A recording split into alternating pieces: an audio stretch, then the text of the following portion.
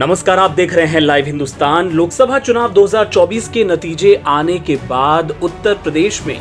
अखिलेश यादव और राहुल गांधी के अलावा अगर किसी तीसरे शख्स की सबसे ज्यादा चर्चा है तो वो हैं चंद्रशेखर आजाद। नगीना से सांसद के तौर पर चुने गए आजाद समाज पार्टी के अध्यक्ष चंद्रशेखर आजाद बिना किसी गठबंधन में शामिल हुए, बिना किसी बड़े दल के सपोर्ट के अपनी पार्टी से चुनाव लड़े चंद्रशेखर आजाद का चुनाव जीतना राजनीतिक जानकार इसे एक बड़ी घटना के तौर पर देख रहे हैं, जो आने वाले वक्त में उत्तर प्रदेश की सियासत पर एक गहरा असर डाल सकती है। आपको बता दें कि चंद्रशेखर आजाद ने लोकसभा चुनाव के दौरान कोशिश की थी कि इंडिया गठबंधन से या फिर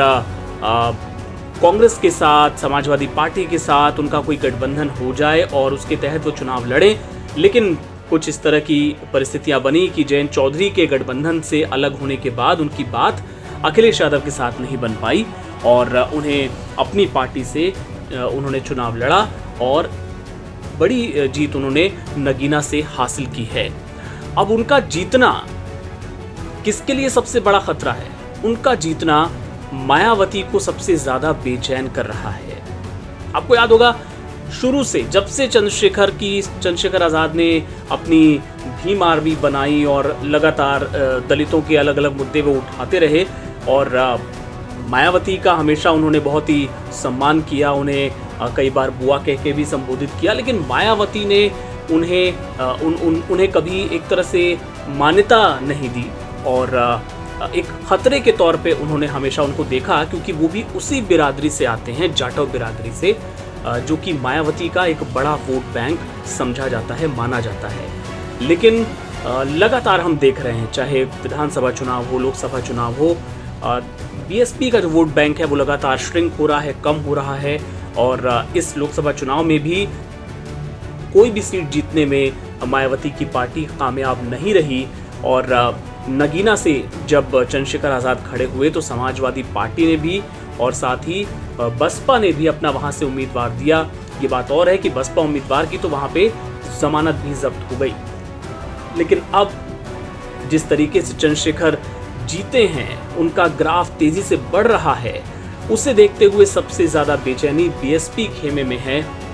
और अब ऐसा बताया जा रहा है कि मायावती अपने जो उनके भतीजे हैं आकाश आनंद, जिन्हें लोकसभा चुनाव के प्रचार के दौरान मायावती ने अपरिपक्व बताते हुए नेशनल कोऑर्डिनेटर के पद से हटा दिया था,